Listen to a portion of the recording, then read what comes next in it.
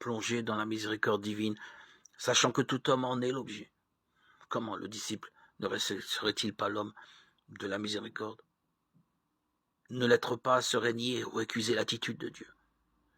Le disciple est donc celui qui essaie de comprendre et de partager la misère de l'autre. Toute misère l'interpelle et le concerne.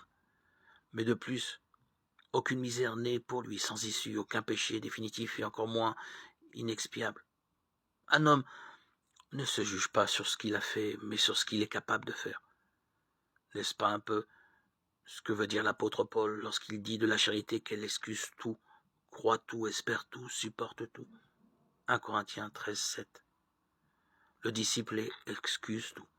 Il n'est pas atteint par le péché comme le Père. Le péché ne lui a pas coûté la même croix qu'à Jésus. Comment pourrait-il faire preuve d'une sévérité que récuse le Père et Jésus jusque sur sa croix? Comment savoir aussi ce qui se passe dans un cœur? Il n'est pas rare que les actes trahissent le désir profond et que les erreurs et les péchés aient des causes en tout ou partie étrangères à la volonté de celui qui les commet.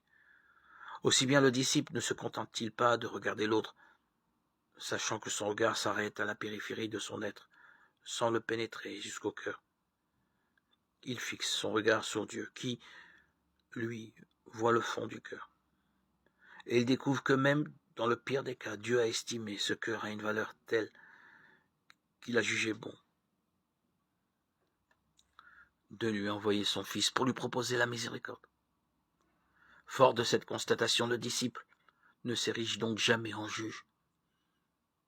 Il suppose toujours les circonstances atténuantes, sachant que lui-même a été l'objet d'une semblable démarche de la part de Dieu.